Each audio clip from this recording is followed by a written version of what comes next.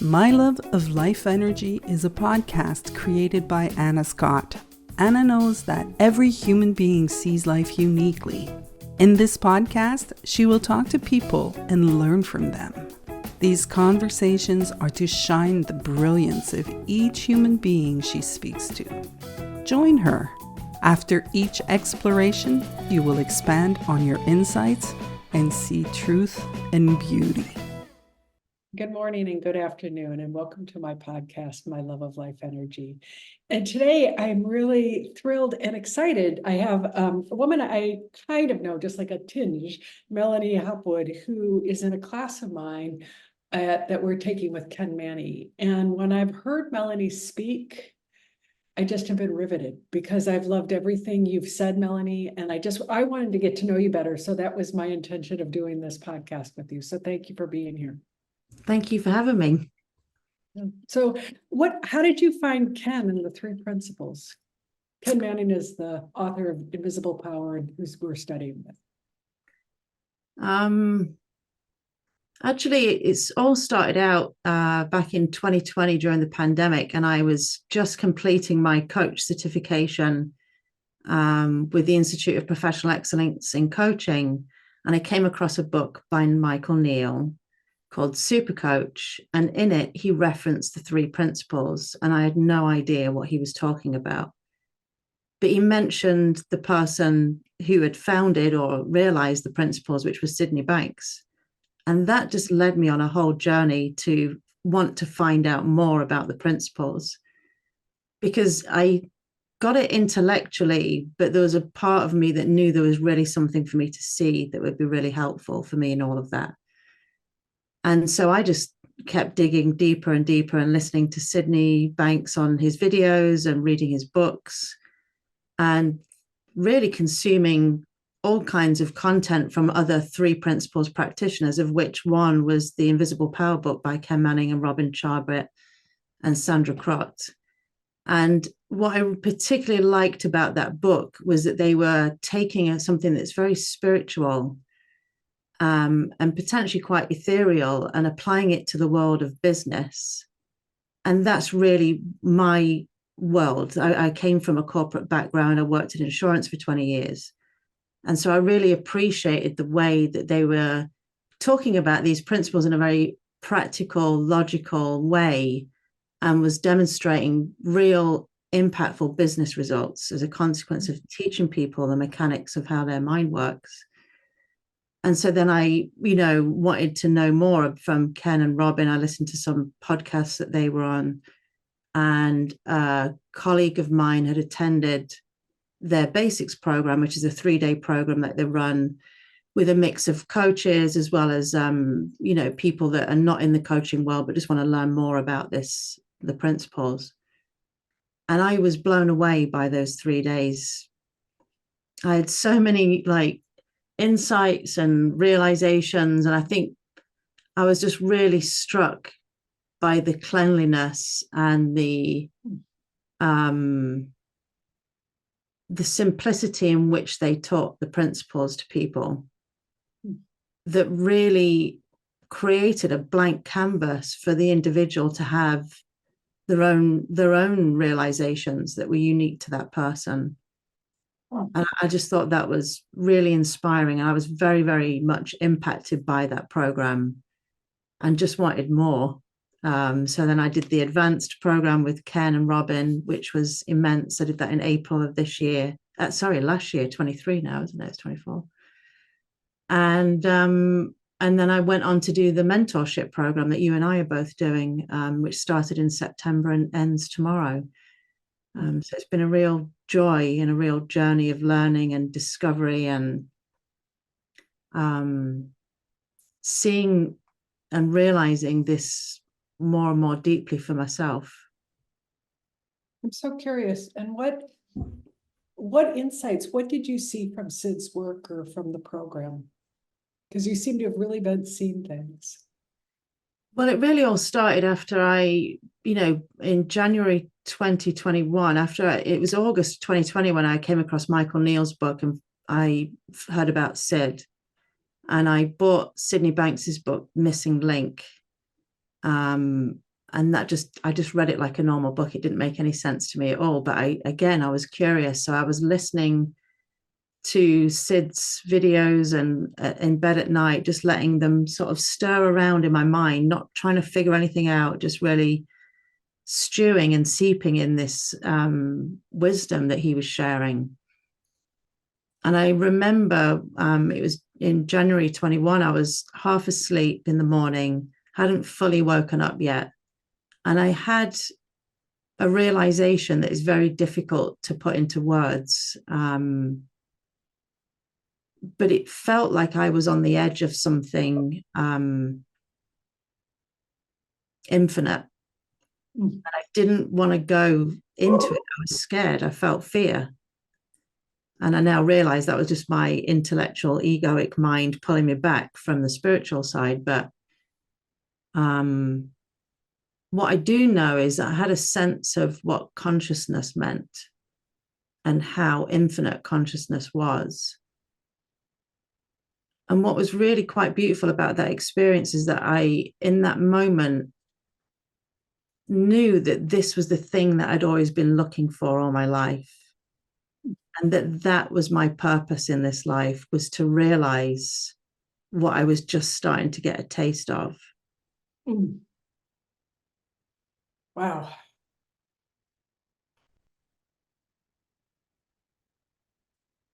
No, you've shared this with your clients. You're the head of the creator of Restorative Coach, you're a life and leadership coaching, and you do it with insurance agents. And how have you seen this understanding impact your clients? Well, actually, just this morning, I met with a really lovely client of mine who we just started working together. And we started off with an immersion, 2 days of really getting into the deep teachings of the mechanics of the mind, similar to what Ken and Robin teach. And this is a lady who was ambitious, professional, highly intelligent, very capable, had a great deal of success very early on in her career. And the past 18 months found herself in a work situation where she felt isolated, where she was shrinking back from life and from work and wanted to hide a little bit. And she felt really stuck and not sure what to do. She didn't know whether to leave her job, or she felt like she tried everything and was getting nowhere. And she was in a real state of despair, quite honestly, when we met. And this is a lady that we'd worked together in the past, so we already knew each other to some extent. But we did the immersion together, and she just said to me that she woke up the next morning and saw the world differently. She had realized that she'd given her circumstances, her boss, her work environment, all of the power over her internal experience of confidence and well-being. And while ever that work situation continued in this sort of untenable way, her internal well-being was untenable as well. It was inaccessible to her. And during those 2 days, she just saw how all the power was within her to create her reality and her experience. And it was liberating for her. And she used the words, funnily enough, without knowing that that's what I'd called the program, but she felt like she had reclaimed her power, her circumstances. And so we just had a call this morning, and this is our third coaching session since that immersion. And things have really shifted around without her doing anything. A new job opportunity came through. She's having all these realizations and dots connecting, seeing how her perception and judgment of others has really tainted her experience of work and how optional those judgments are. I don't know, she's just in such a lovely place on such a lovely journey. And I'm staying out of the way as much as possible, but just, helping guide. And because today she asked me about how to get her confidence back and how to stand taller. And we ended today's discussion with her realizing that she is already everything she needs to be or wants to be. She doesn't need to get anywhere or be something more. Yeah. You know, we've been in this class together for 6 months, as you said, tomorrow. And what I'm curious to see how your grounding, your understanding of the 3 principles and your capacity to see that it's not the circumstances, it's your perception of it and the clarity of that, how that's developed and then translates to your clients. Because to me, it looks like you just stand in the knowing of it. That's what it feels like to me.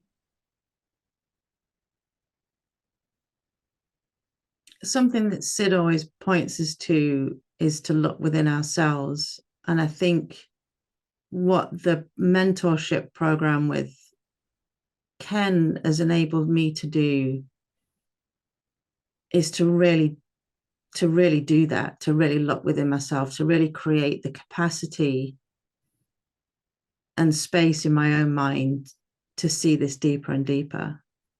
What does that mean to you when you say look inside yourself? Because people are going to hear this and Sid said it, but I can feel you understand it. So when I first came on into the understanding about the principles, I consumed content like I was a thirsty, hungry animal that hadn't been fed in years. Right? I read every book, I listened to every podcast, I would meditate, I would listen to Tara Brach podcast, which she isn't 3 principles, but a mindfulness and meditation and Buddhist teacher. But I was consuming other people's wisdom. And I think what I've really got from Ken is, and this last year really, is a recognition that well, albeit I will always do that because I love to learn from people and I see a lot of my own experiences in what other people share.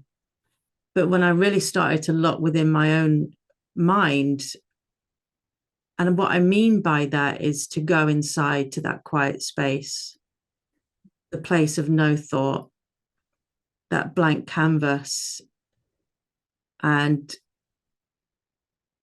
see what I notice about that.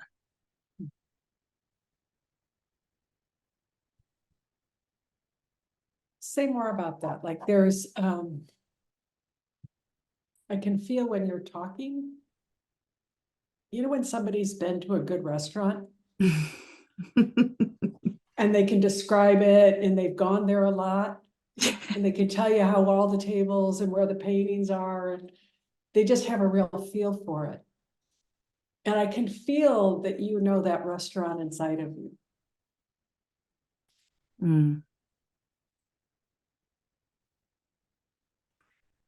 So the other morning I woke up, and I actually wrote about this experience, but I woke up and there was no noise. It was very early. I don't sleep particularly well sometimes, and I've learned to really appreciate those moments on my own when I'm awake and everybody else is asleep. But I awoke and I laid in bed and I realized the only thing I could hear was my own thoughts. It was the only sound. And that really was just such a cool thing to just notice in that moment, that there's this deep peace within us that flows through us. And the only thing that ever dances over that or clouds that or masks that beautiful peace and wisdom is our own thinking. And what I wrote about is what would it be like if all we ever had to do was remember that and to come back to that space within ourselves, and all of our problems and stresses and strains would just dissolve as the thinking, the narrative that's creating it goes away. It feels like I'm going to riff on that restaurant image because I've never used that before. But what it looks like is like you changed your seat at the table, Mm. rather than looking at like a wall of all these paintings and stuff. You like looked at a wall of just empty space. It's Yeah. always there. And I think it really is that simple. And I don't mean to discount people's or my own challenges in life and circumstances. It's a pretty tough thing that we're going through life. It's out of our control. A lot of stuff goes on all the time that we wish it wouldn't. But what I've really learned over the past year is that there's a way I can relate and engage with it.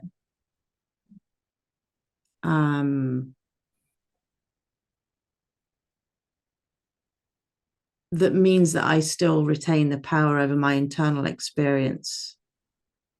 And that's been liberating for me. I'm curious because I can hear in the class that we've been in, that's completing tomorrow. Ken gave us, the 3-tier model of there's our life circumstances, our psychology of it, and then the spiritual nature of it. And it seems to me that one insight you had about consciousness, and I'm wondering how that's feeding your psychological experience and then your life and what you've seen about that, if anything. I think when I first had that realization, I was still, it was like step one of a long journey that I've been on for the past 3 years. And back then I had a lot of noise in the system. But that experience of that spiritual experience gave me a real sense and taste of how all of the psychological and worldly problems can melt away when you go high enough in consciousness, right? When you climb up the high mountain and look down on things, you see it with a whole other level of perspective. And over the last 3 years, I think it's been a process. And I really love this analogy that Robin Charbit shared in the advanced, or I think it was in the basics program. When you realize that your experience is coming from inside of you and not from the outside world, it's not the outside world that you're experiencing, it's your internal perceptions and interpretations and narratives of that world.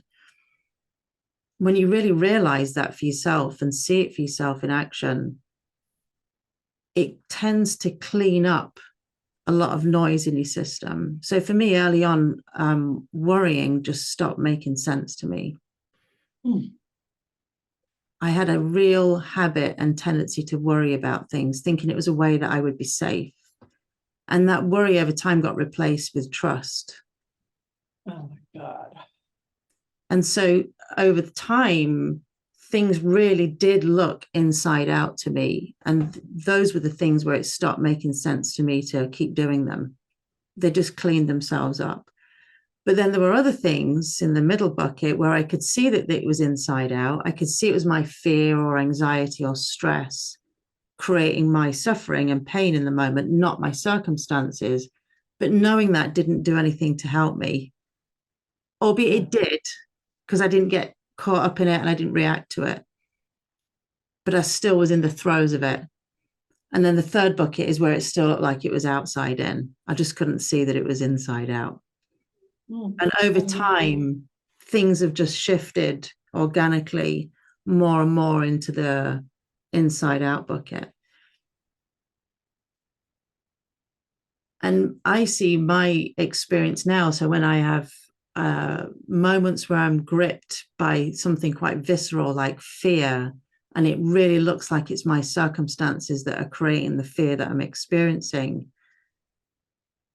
for me, there's so much potential to see through it, to have a shift in perspective, to relate to it in a way where I'm empowered by the experience rather than shrunk by it. Do you take it on? Like I have this huge smile on my face because the feeling I got was like, oh, when you get in that circumstance, it's like, oh, goody, I'm going to have another insight. No, I would be lying if I said, "Oh, goody." When I had a deep fear, of feeling fear, and I have avoided many things in my life to avoid the experience of fear.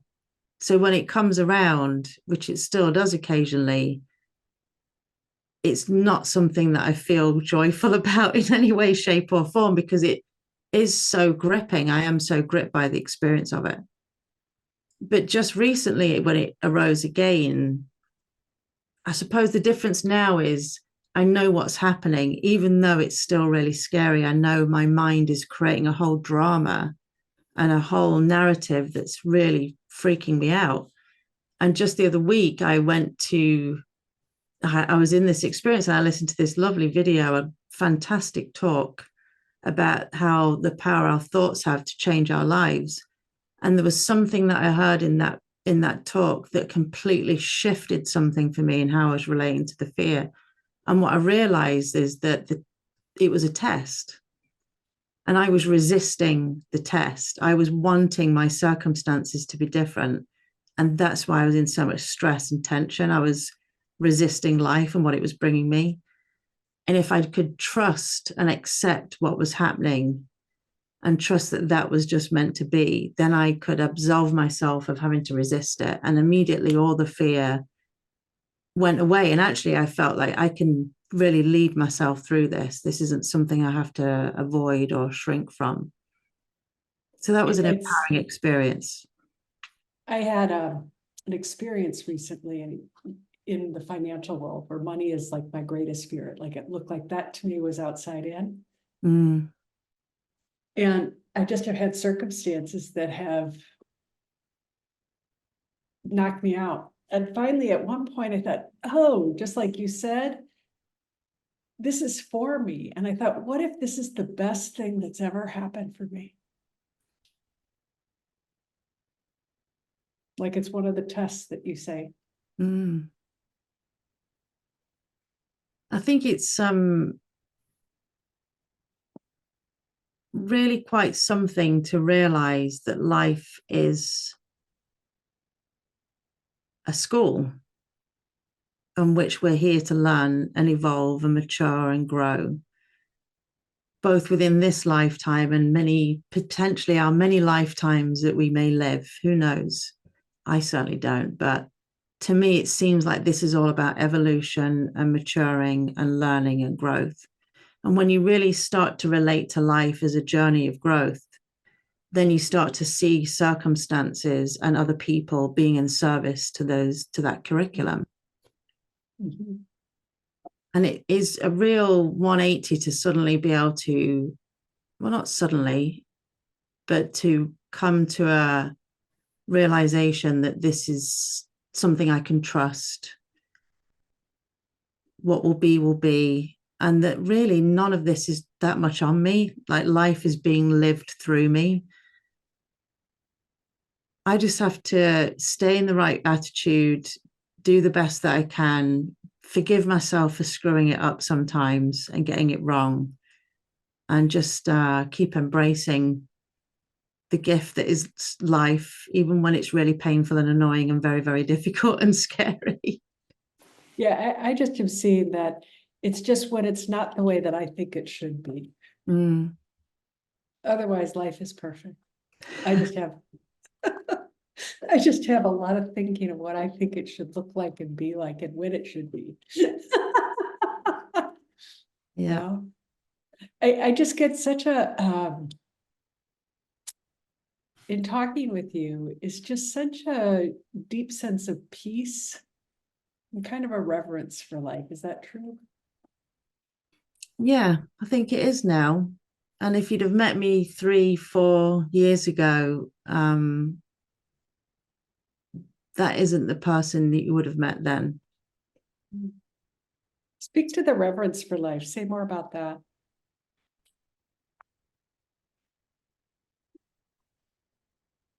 When I was a little girl, I used to have a lot of temper tantrums and I was quite resistant. And it's as if I was really annoyed that I was alive. I didn't appreciate it. I spent many of my years of my life wishing it was different or that it was easier, wanting to escape from the discomfort of it all. You know, the weight of life, of trying to be good, of trying to get somewhere, of playing the game of life, of competing and feeling like you need to be something that you don't really know if you are. And this last few years, I've just been able to unhook myself from all of that and live a life that is fulfilling and suits me and my husband and my little dog. And I don't know what's around the corner. I know I'm not immune to terrible things happening. I know I'm not immune to life's challenges.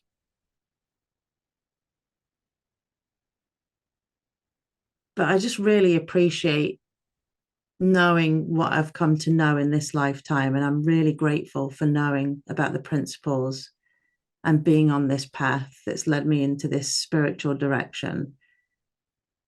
I'm from England. I was used to be very cynical about life. I always thought the glass was half empty. And to be in this space in my life where I'm nearly 49 years old, to see that it's full if I want it to be full and to be fulfilled by it is just really something that no one can ever take away from me. I can never forget this. I think that's why I have reverence and a deep appreciation for this life that I'm living right now, because I know I'm very, very lucky to know what I know.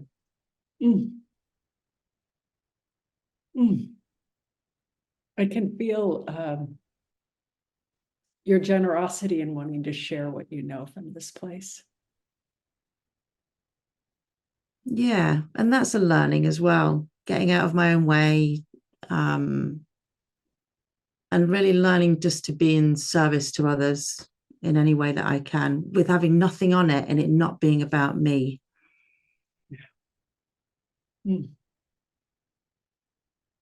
I envy that you've seen this, how much you've seen so quickly. It's quite beautiful. But it's actually, I will say that I have been fortunate enough to dedicate a lot of time and energy towards it. But still, Yeah. It's quite beautiful. Mm. We are coming to the end of our time, and Melanie, I really want people who are hearing this and who may feel connected to you, that they find you. And where do they find you? Where do they? So my business is called The Restorative Coach. I have a website, restorative.coach.com, and my email is melanie@therestorativecoach.com. And I'm on LinkedIn as Melanie Hopwood, and Facebook, and you can find me. I'm sure people will be able to hunt me down one way or another. Well, all of it will be listed in the bio. Yeah. But I have loved today. Thank you for being on the show. Thank you. It's been a joy and a pleasure. Thanks, Anna. Thanks.